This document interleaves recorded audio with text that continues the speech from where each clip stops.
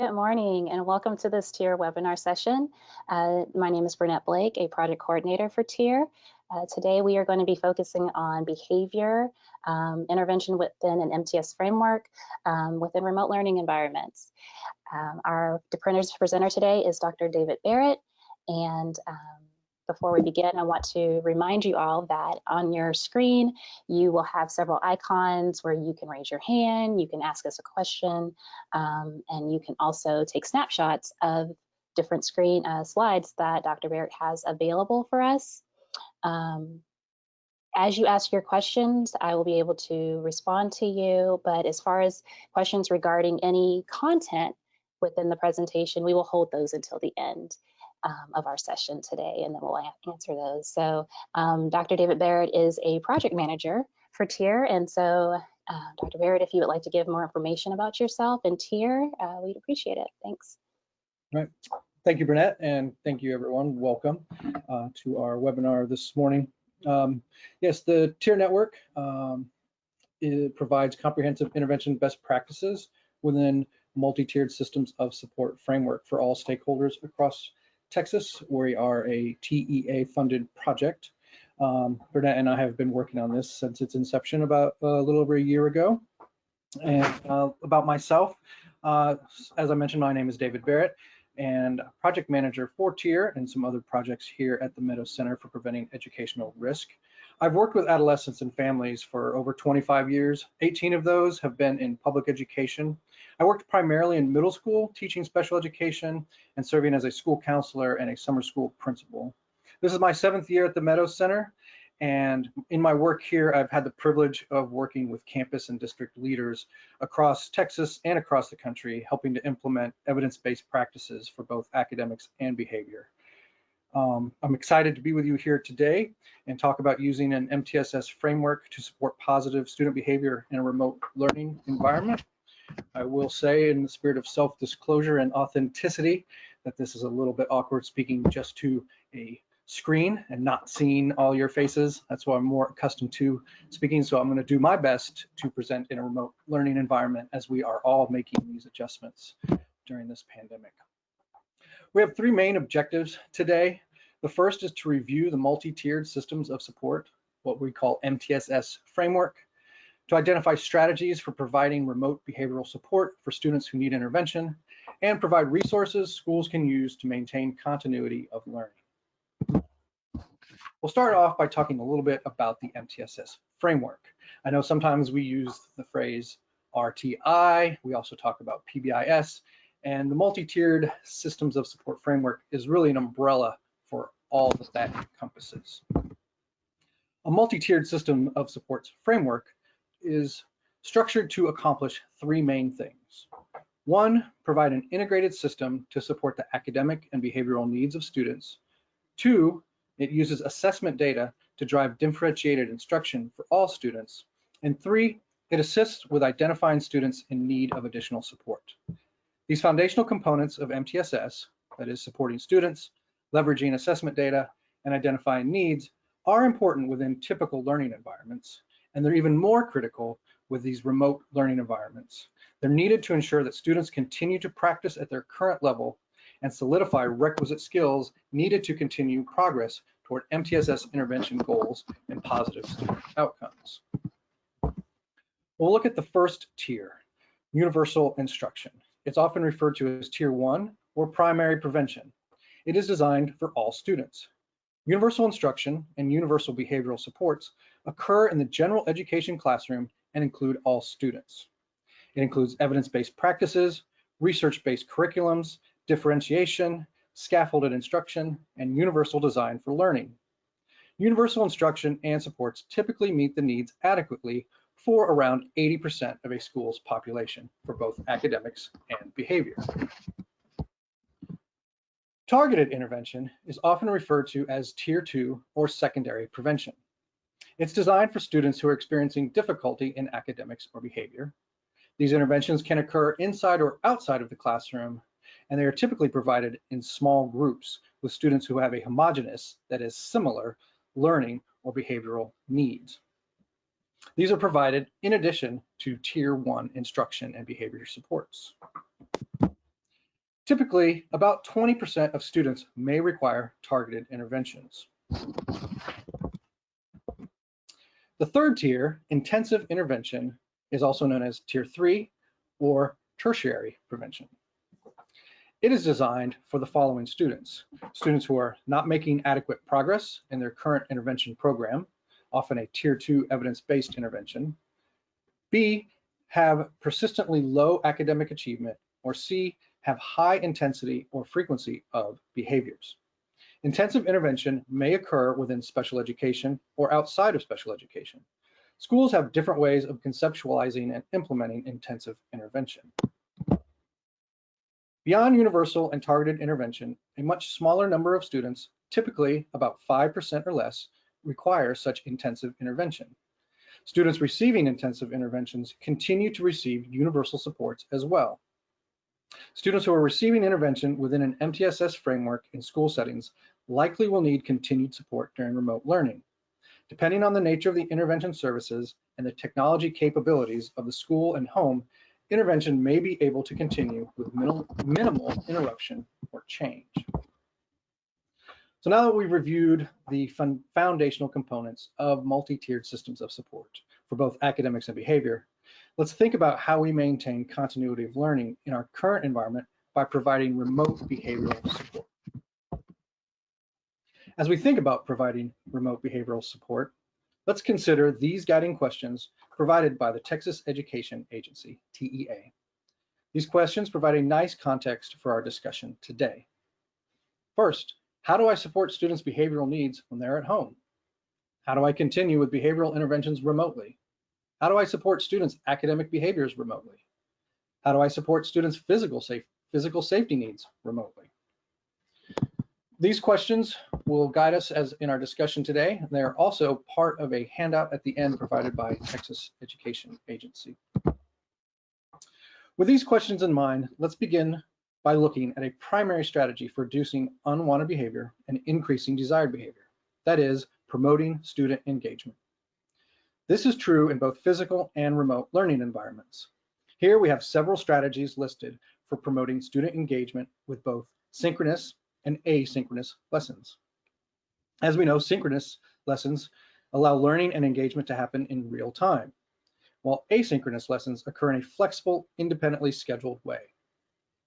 For example, with content delivery, you could provide content delivery synchronously through live instruction, or even using a pre-recorded instruction followed by a live session. This is often good for new content that students need to grasp and discuss. Asynchronous content delivery could be pre-recorded instruction, or it could be sequenced content in a learning management system. These can be good reinforcers for new learning, or they could even be good tools for pre-teaching before a live synchronous session.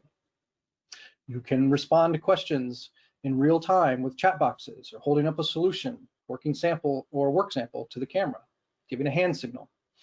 You can respond to these asynchronously on their own time using discussion forums that allow students to respond via text, video, image. The same strategies can be used for peer interactions and for providing feedback. To help facilitate engagement, it is important to consider the skills that all students will need in a remote learning environment. Adapting the universal Tier 1 positive behavioral interventions and supports can be an effective strategy in accomplishing this.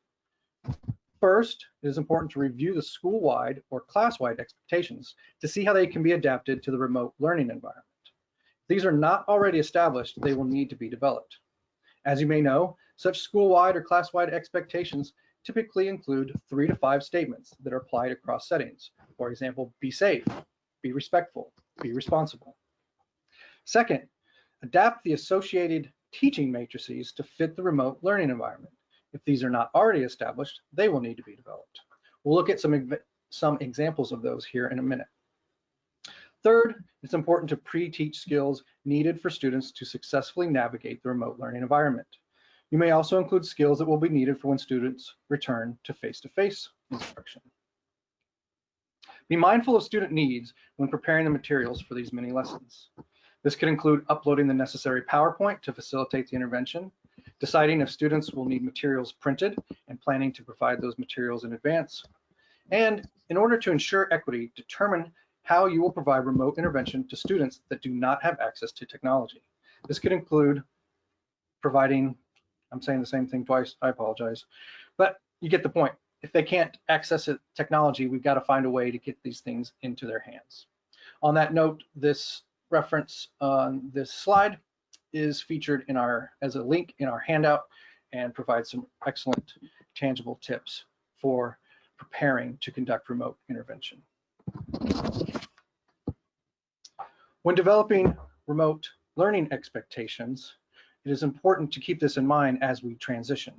It can be helpful to remember that these practices that are used in the physical classroom can work just as well in the virtual classroom. Just as the first step in setting up any physical classroom is to define expected behaviors, it is equally important to define, teach, and practice the behavior we want to see in the remote environment. Bear in mind, just because today's students may spend more time online, that does not mean they won't struggle with remote instruction. Students may not be familiar with the software, and they may have learned different rules about how to interact with others online. For example, the rules they follow when they play online games together or when they interact on social media. Many of those rules are not appropriate in a school setting. It is important to stress that online school interactions are just like real-life interactions, with the same positive and negative social consequences for behavior. Keeping the same overall behavioral expectations that students are accustomed to for the physical learning environment in the remote environment as well. For example, as we mentioned earlier, be safe, be respectful, and be responsible. Students will benefit from the consistent language of the school's PBIS expectations or values across physical and online settings. Applying them online will help them see that the same systems apply regardless of location, even at home in front of a screen, just as if they were sitting in a classroom. For remote instruction, instead of defining expectations by locations around the school, like you would with behaviors for the hallway or behaviors in the cafeteria, use the most common virtual activities or routines.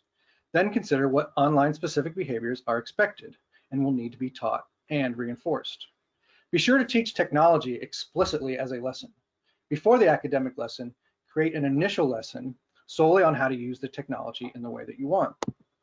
For example, with use of video, consider whether to require students to have the video on at all times or only for specific activities.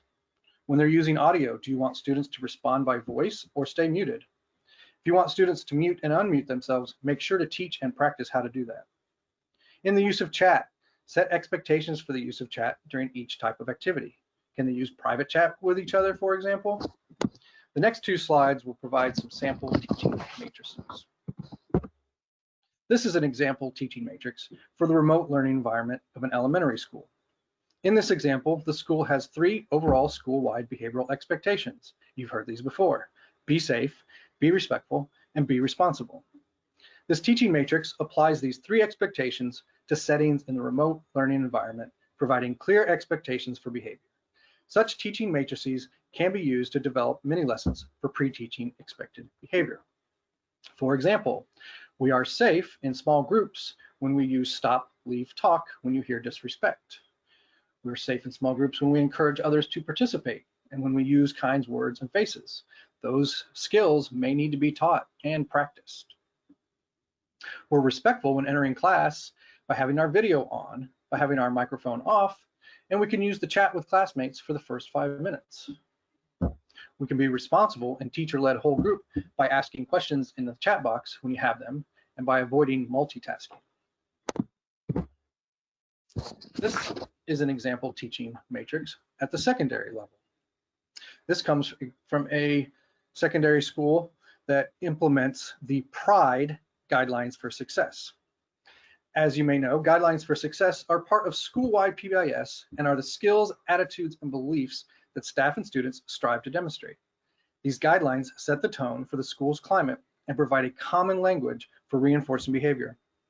Guidelines for Success provide a consistent anchor for all behavior instruction and intervention. So they used PRIDE, and that stands for preparation, respect, integrity, discipline, and effort.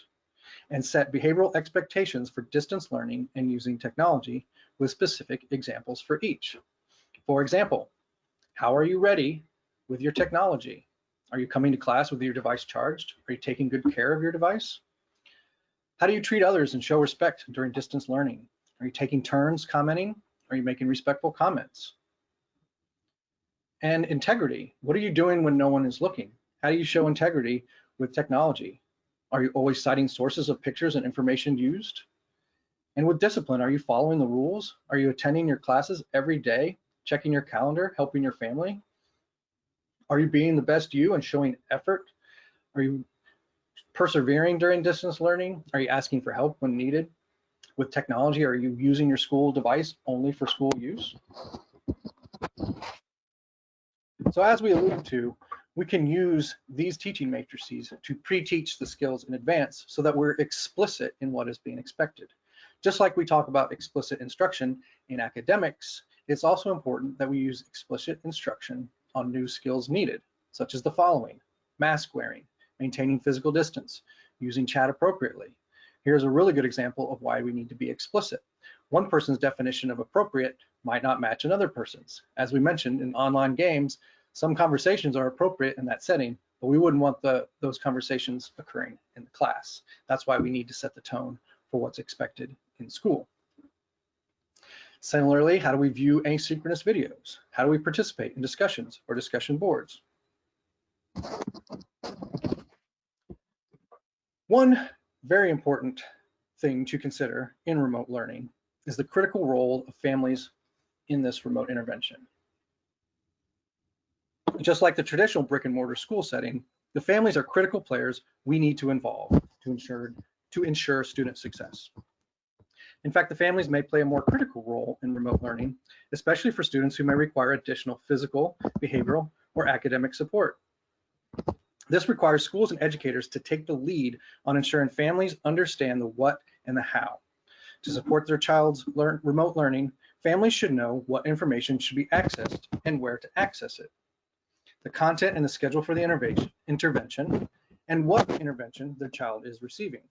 Additionally, they need to know what virtual platforms and/or technology will be leveraged, any specific information that they need to help their child log on.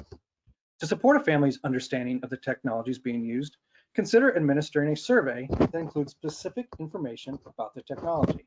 Student accessibility needs. For example, does the student need a larger cursor size because they have a visual impairment? What are the behavioral motivational issues that are occurring at home during virtual intervention? And what behavioral or motivational issues occurred with interventions in the past? This is essential as we consider equity, because we need to be cognizant of the realities our students and families are facing. Families may have barriers that could inhibit the level of support they can provide. These may include language barriers, job or household responsibilities, caring for other children or family members, and/or cognitive or mental health needs of their own. We must be understanding of the factors that are outside the family's control. We cannot assume that these barriers are in any way a fault. Rather, we need to consider these barriers from the onset to make sure we are being proactive, thoughtful, and planning how each student that receives instruction and intervention will best be served through remote learning. The approach for one student will likely need to be adapted on a student-by-student basis. And in that vein, we also make sure that we work with families to ensure that intervention sessions that are missed are rescheduled. So as we talk about incorporating behavior supports at home, we have featured here another resource from the Center on PBIS that has a link available in your handout. And it really goes through some excellent sources and tips for partnering with and supporting families at home. It helps us look at how we can help the caregivers with implementing PBI strategies at home and how that this is an effective method for supporting learning at home and at school. This is true both online and in person. For example, setting routines and established time periods for activities such as getting ready to learn, structured learning, social connection, meals, exercise. Just as we have structured schedules with bells at school and lunch times and beginning and ending periods in our class, students need a similar routine at home. And just as we have expectations set in the classroom for specific behaviors, We need to help parents set home expectations with specific examples. For example, using school-wide expectations such as be safe, be respectful, and be responsible, we can apply those with a teaching matrix that is adapted to the home. We need to provide resources and strategies for teaching and reinforcing expected behaviors at home. The same way we do at school as teachers, we need to help parents do the same thing. Specific guidance for how to teach, remind, and reward behavior will be very beneficial to parents in supporting their learning at home. If these can be aligned with school strategies, they'll be even more effective. So just as we are accustomed to establishing those routines in the physical classroom, we mentioned that the same is needed at home. So before our first intervention session with students, let's help establish those clear routines, behavioral expectations. This is an example for video conferencing expectations using the guidelines for success, BRAVE, doing their bulldog best, showing responsibility, choosing good actions, using the appropriate voice, and being engaged. So as you see, this is a nice tool to help establish those routines and reinforce the behaviors and help confirm that the student has all the necessary materials, confirm the student understands the technology, and as always, we must adapt as needed. This is an example intervention known as check-in, check-out. This is an evidence-based behavioral intervention that is very commonly used in the school setting and has over 18 years of solid research to support it. So as we think about the tips of what to do before and during interventions, let's think about how you can apply check-in, check-out to a remote setting. This intervention is designed to connect students with adults at schools, build and maintain positive relationships, provide regular feedback and instruction on behavior and practice and self-monitoring. It's designed to facilitate the homeschool communication and ensure caregiver feedback and input. Throughout the whole check-in, check-out intervention process, we use data for decision-making. So these aspects of check-in, check-out are in many ways even more important now in the remote setting where many students are feeling disconnected from school, from teachers, from peers, and from the community. It's also important for the parents who are juggling even more responsibilities than normal. This intervention can be readily adapted to the remote learning environment. The Michigan MTSS Technical Assistance Center has provided a valuable resource for adapting check-in, check-out to remote learning. This resource is linked in your handout that's been provided. Some of the key features include check-in and check-out with a coordinator at the beginning and end of the day, increased instruction and feedback on behavioral expectations with the teacher after each class, or instructional routine through a daily progress report, also known as DPR. The caregiver provides positive feedback and encouragement to the child at the end of each day. The student receives a reinforcer when behavioral goals are met. To learn more about implementing check-in, check-out, see the link in your handout, as I mentioned, and let's look at some examples of this intervention in action.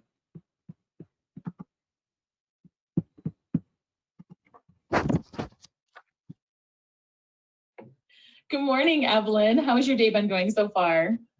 Pretty good. I'm a little tired.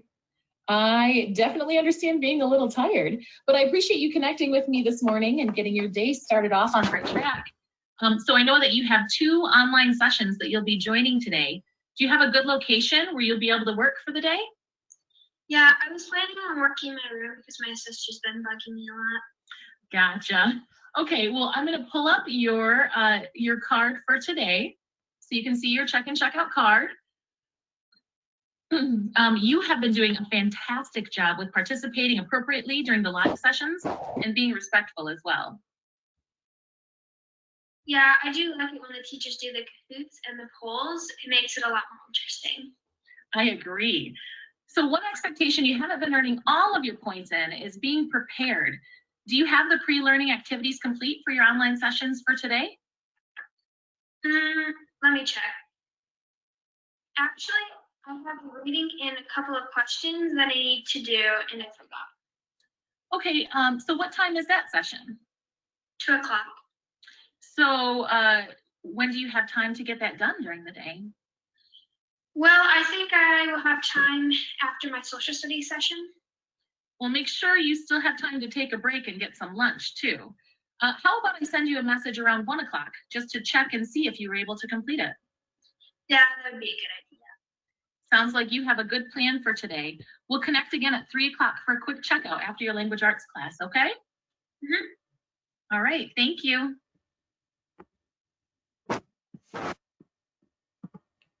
Okay, so that first example demonstrated a check-in session with a middle school student at the very beginning of the day. The second example we're going to show will illustrate a teacher providing. Hi, Evelyn. How was your day today? Uh-oh. Pretty good. I got my pre-learning stuff done.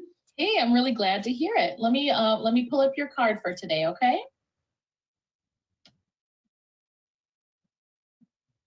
All right. So it looks like you earned full points for. Okay, my apologies for that. As we said, it's important to be flexible in this remote learning environment, so I appreciate your flexibility and allowing me to be human here. So this is the second example illustrating a teacher providing feedback with an elementary school student after a lesson.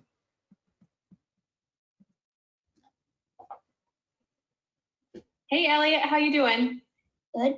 Good. So thanks for participating in the online session today. You did a really good job. Thank you. All right, so let's go over your expectations and your card. I'm going to share my screen, okay? So here's your Panther Pride card, and it looks like your dad marked down your how you did with your morning routine.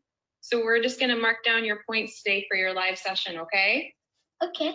All right. So for being respectful, you did a really good job of muting your audio, which helps everybody hear better. So you earned a 2 for respectful today. So I'm going to put that in there. So I did notice that you weren't always holding up your response card. So let's work on doing that every time. What might help with that? What's going on there? Sister had a cartoon on in the living room, and so I was watching that sometimes. Yeah, that's really tough when you've got a cartoon on in the background. So what do you think might be a better location so that you're not distracted by the cartoon that's going on, so you're able to participate? At the kitchen table, probably. Okay, yeah, the kitchen table, is that away from the TV? Yes.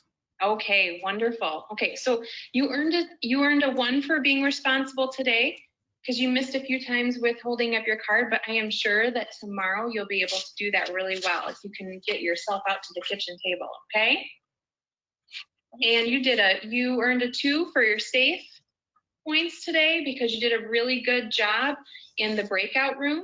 When you were talking to all of your classmates, you were using kind words, and that makes everybody feel safe. Thank you.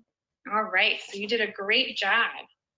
All right, so what I'll do is I will pass on your card to your coordinator, Mr. Smith, and then you can check out at the end of the day. Do you have any other questions for me? No. Okay, all right, great. Well, have a good rest of your day. Yes. Bye. Bye. All right.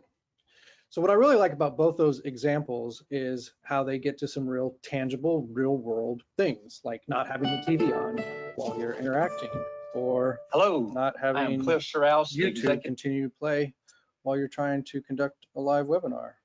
I think when I meet with my check-in, check-out coordinator after this, I'm probably going to get a 1, because I know I've got a little more work to do on transitioning from video during a live presentation, but I'm going to work on that for next time. So appreciate y'all bearing with me and offering that good feedback.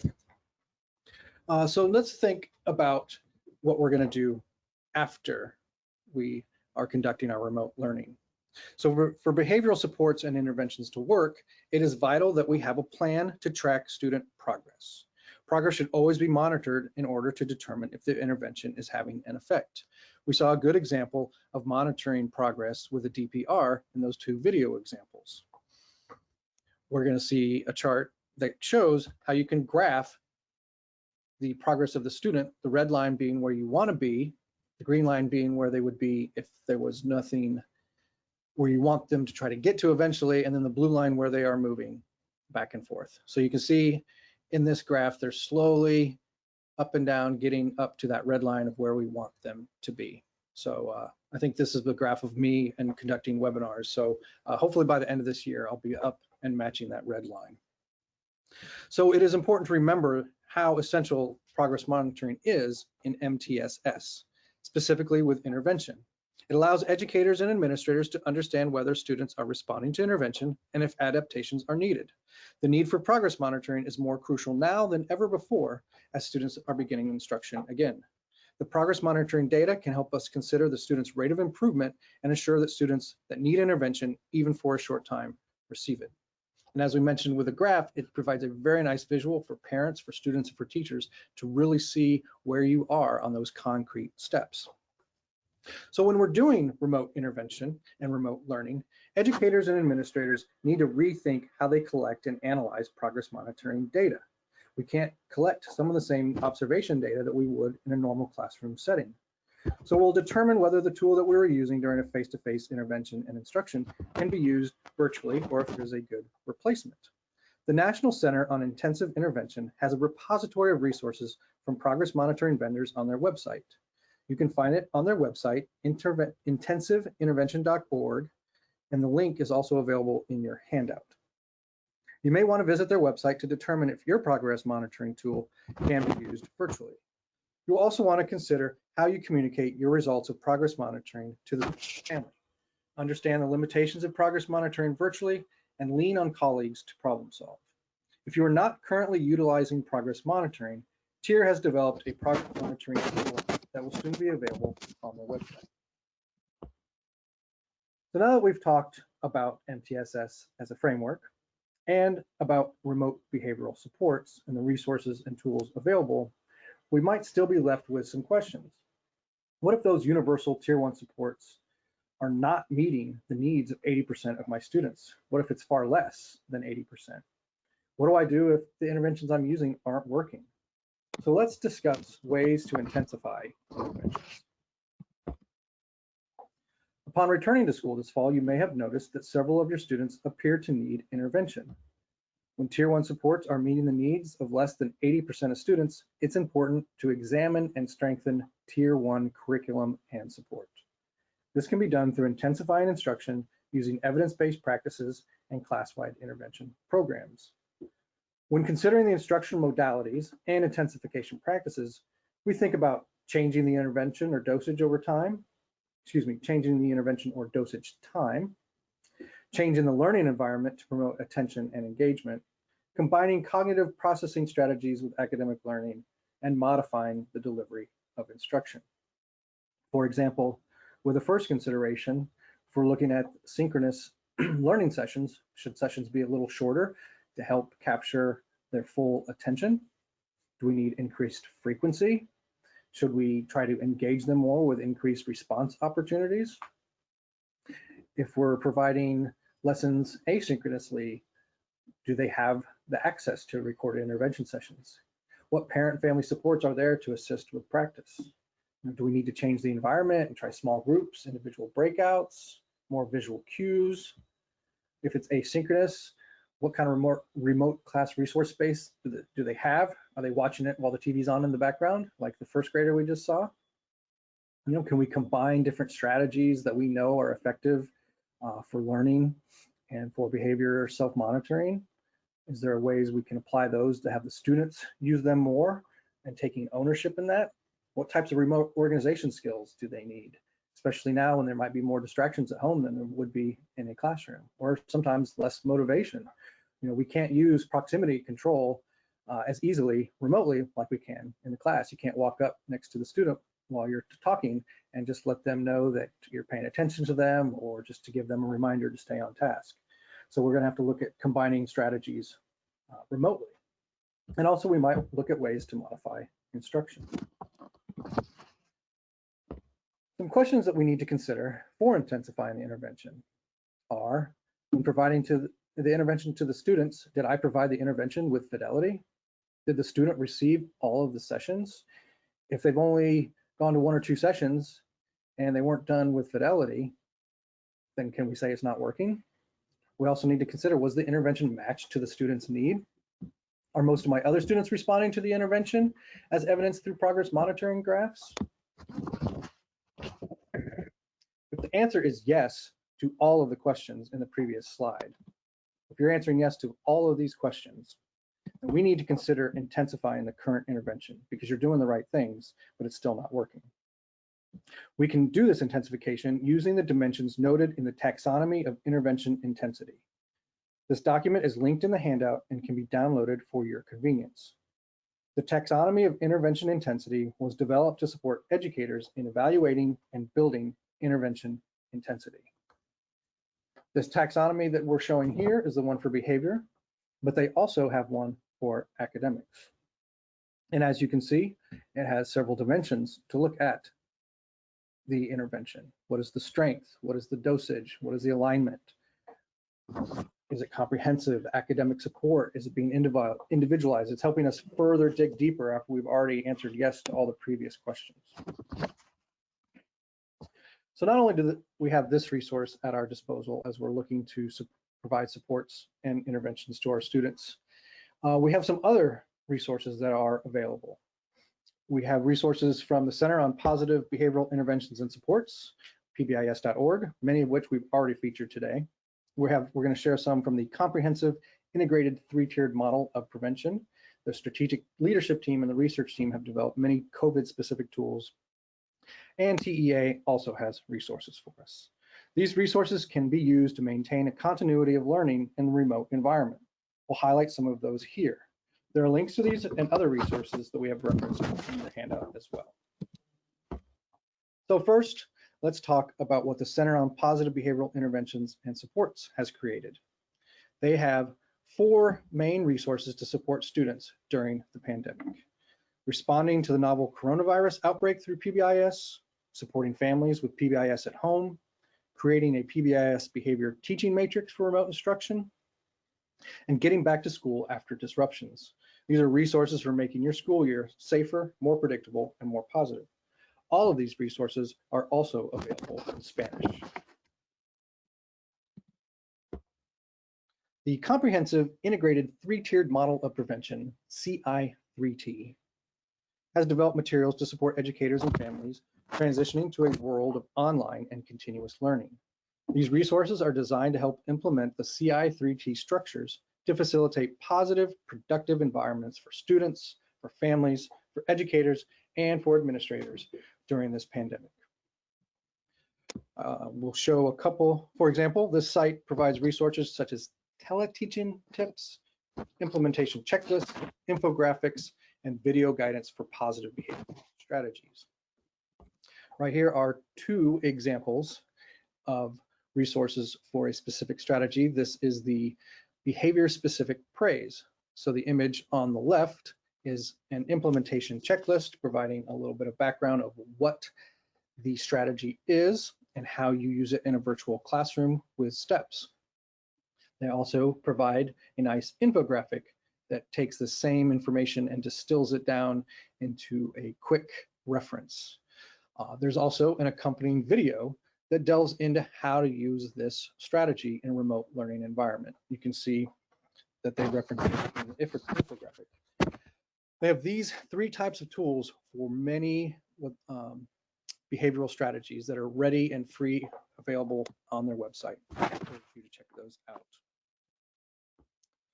Additionally, the last resource we mentioned earlier at the very beginning when we talked about the guiding questions for providing behavioral support and intervention. This is the COVID-19 frequently asked questions document, and it can be found on the TEA website and is on guiding questions for educators providing MTSS intervention. The document includes resources for both academics and behavioral support. So this concludes the sharing of the resources, and we can talk a little more about questions and answers. I'd also like to encourage you to follow up with us if you have any other questions or resources you'd like to engage. You can email us here at tier@meadowcenter.org. Because in this particular remote setting, I can't see faces and I can't get a feel for what people are experiencing or engaging, and because we won't have a scheduled check-in, check-out session after this, so we can talk and provide feedback with one another. We'll try to maximize our time here with some Q&A. Burnett has been curating our chat, so if you've asked any questions in the chat, we'll focus on that. And again, don't hesitate to email us afterwards with any other questions. Burnett, are there any questions? Yeah, great presentation, David. Thank you so much. Lots of great information, lots of great feedback and positive feedback. The first question was if we can reiterate the definition of Tier 2 behavior intervention. So what would that look like within our remote learning environments? Okay, so yeah, so the Tier 2 interventions, those are our targeted intervention. Those are for students who are not being fully successful with our standard behavioral supports and our typical instruction. And so that's typically around 20% of the student population. If you're looking at 30, 40, 50% of students not being successful, you will have to really look at the Tier 1 universal, like the guidelines for success and the way we're teaching behaviors for all students. But for that 20% who need a little extra support, we typically provide that in small groups. So you might have a social skills group that is focused on social skills in a remote learning environment, or you might have a study skills or self-regulation of how are you monitoring your own academic behavior, monitoring your own emotions during this pandemic, during learning. So that would be the targeted, and at the same time that they're getting that, they're also still getting the same universal supports for whatever you're doing for all students. Hopefully those are short term and you can kind of meet that student's need. The check-in, check-out that we showed, that's a very common Tier 2 support. It's targeted. You saw those videos were 1 to 2 to 3 minutes, so that can be done pretty easily, quickly. With you don't want to do that for necessarily 100% of your students, but if you've got 20% of your students who need something like that, you can work with a coordinator, so it's not just the teacher, but a coordinator or a few other adults in the building can kind of separate students into groups, work with them, coordinate with the teachers, coordinate with the parents, things like that. Hopefully that answers your question. We do have on our tier resources that will be coming out, and also on pbis.org, there's a lot more about what Tier 2 behavioral interventions look like. So I would encourage you to look at the pbis.org. Perfect. Yeah, that's very thorough. That definitely gives a lot of insight into what those Tier 2 interventions would look like. So thank you so much. Our next question is, how does a teacher model the expectations that we had within our slide 18 matrix? And so slide 18, I believe, was giving us the information about, let's see, I had it up and I closed it. Can you get to it quickly? One there of you these, perhaps? Mm-hmm. Yeah, how do we model those expectations in this remote setting? So is there a way that possibly video or providing a video to the students remotely? What would be a good way to demonstrate that? I think those are both good ideas. I think, this is going to kind of come down to the teacher, to the particular students, to the age level. What we're looking at here is elementary. But sometimes as just a warm up before your lesson for the day or lesson with a particular class, choose one particular thing. Hey, let's talk about how we are safe and how we use kind words. What are some kind words? What do they look like? And you can have discussions with that for your students that maybe struggle with that. This could be done in a small group. This could be done in a check-in, check-out.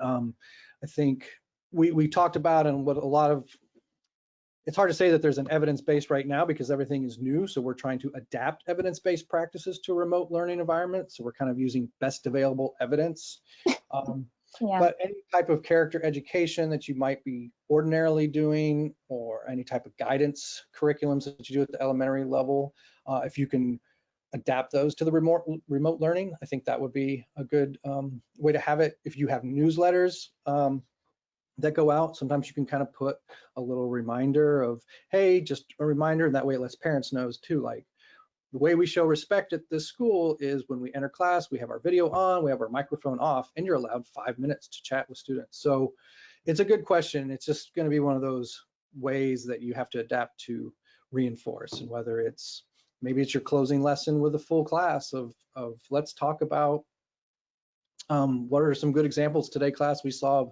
asking questions in the chat. Oh yeah, you know what? I saw Burnett asked a really thoughtful question that was on topic. I also noticed that another student was they were really looking at the camera. So I think that's the other thing. You can also reinforce these behaviors as you see them. I can't see anybody here, so I can't reinforce anyone's behavior if you're actually looking at the camera. But that might be another little way to implement that. And then this is the secondary one too, if you want to look at that, if you're at the secondary level. Okay, great, awesome. That's definitely helpful.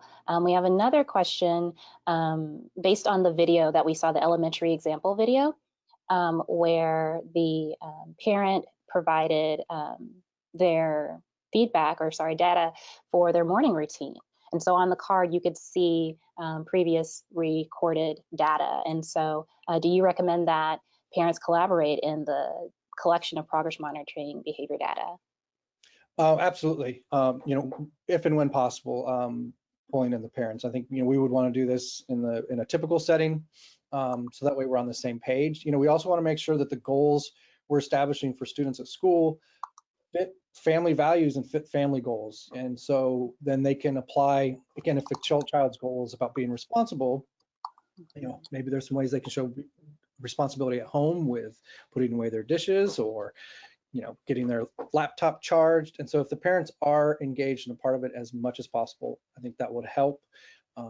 Since these are the targeted, 20% of your students, I think it's a little easier from a logistics standpoint to collaborate with the parents, but the more we can engage and support the parents, the better. Awesome. And so we have another question. A certain campus has allowed students to turn off their cameras because they may feel uncomfortable with their peers seeing their home. And so is this a bad practice, and how could you possibly monitor engagement if this is an allowed practice? That's a really good question. To me, that sounds like a really good accommodation. For sure. I can't use it on this, but when I have Zoom meetings, I have a background so you don't see my messy home with my toddler. So I think that's very respectful to allow students to have camera off. I don't know if there's a way for them to set a background. Like I typically would have an image of the University of Texas Tower and clouds, so you don't see the background. I'm at my office today so that you don't hear my toddler and see my messy home.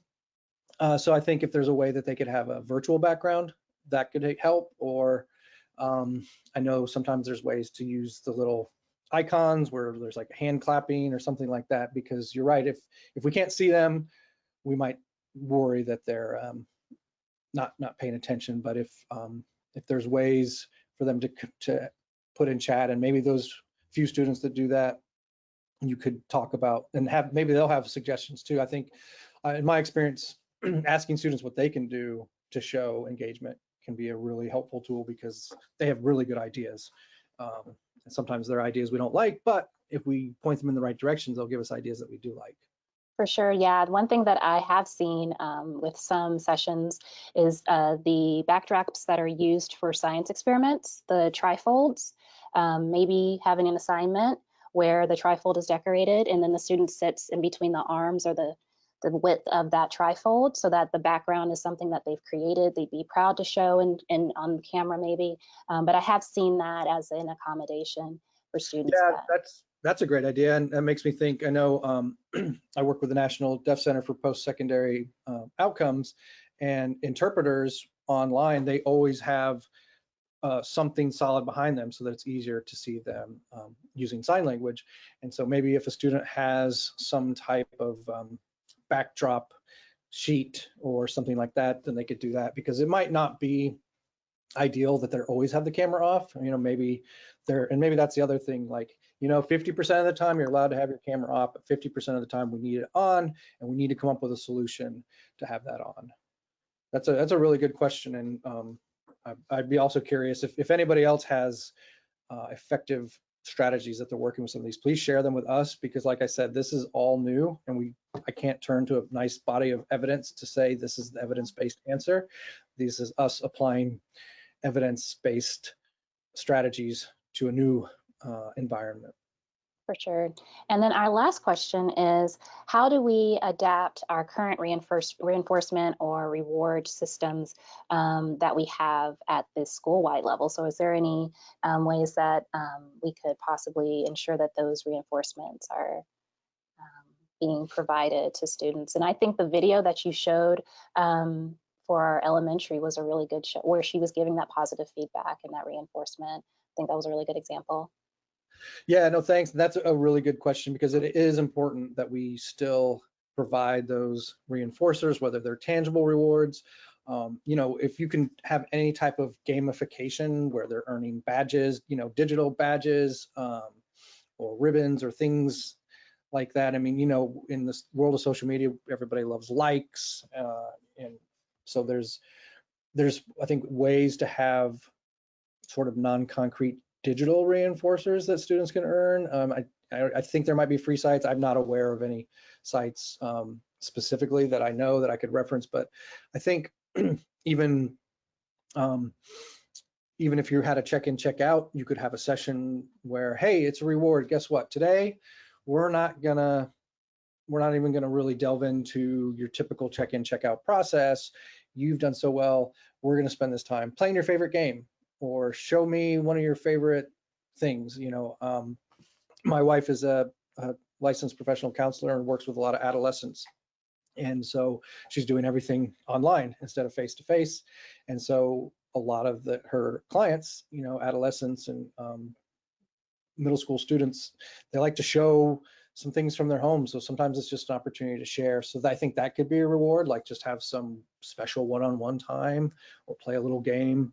But I think that's, again, if you've got things that are working, please email those to us, because we almost kind of have to crowdsource these things. But we definitely, the same reinforcers, the same behavioral antecedents and consequences that work in the physical environment, they're going to work in the digital environment, and we just got to find a way to do that. But you know, it's hard to have some of those ice cream parties or things like that when you're not in person. So hopefully that's helpful. For sure, yeah, no, that's definitely helpful. One thing that I know that was a big hit when I was teaching in the elementary realm was our dance breaks. We would, I forget the platform, it's just slipped my mind, but having a break to actually release some of that energy. So we would have a dance break, but we want to make sure those dances are appropriate for video viewing. But outside of that, yeah, I think just like you said, kind of breaking the norm and giving them the ability to actually be a young person. Yeah, is yeah, extremely no, important. that's a great idea. I like that, and especially I think it's probably, you know, I think again in the regular classroom environment, it's important to have movement and to get kids up, moving around, and whatever you can to just, you know, keep the blood flowing, keep the brain active. And so that's probably it could be a reward. Hey class, if we finish this little thing, we'll stand up and do a little dance party, or even just build those into your schedule. Oh, you might have a timer every, you know, 10, 12 minutes, whatever, stand up, shake it off for 30 seconds and sit back down, or something like that, because sitting at a desk in front of a computer all day is not the best way for our brains to function. For sure. Yeah. Well, thank you guys so much. We are so glad that you have joined us, David. You are amazing. The feedback is positive in the questions box right now. So everyone's very kind, because I do ask a little forgiveness, because this is not my typical milieu, if you will. I'm very much an extrovert who likes to be in a room with a lot of people, and I can see faces and engage, and I'm just looking at my screen. And so I apologize for the technical errors, and I hope though that you've got some resources to go out there, because we're all trying to figure this out as we go. So thank you, everyone who's attending, for all the work you're doing to help support students, and please stay engaged with us, because our whole goal is to collaborate to really provide the best practices for intervention to help our students succeed. And especially in this current environment. So I do appreciate everything you're doing and for being here and for engaging in this hour. For sure. So as you all know, this is a series. And so next week will be our final session of this series. We will continue our focus on behavior intervention within remote learning environments. And so we hope that you will come back and see us next Wednesday at 9 a.m. If you are not registered, please register. And also at the end of our session, we do have a bit of a feedback survey to just see how things went and to record that information so that we can improve our session for next week. So thank you all again for joining us. And if you want more information on behavior intervention in remote learning environments, please come back and see us next week. Thank you and enjoy the rest of your day. All right. Thank you. Thank you.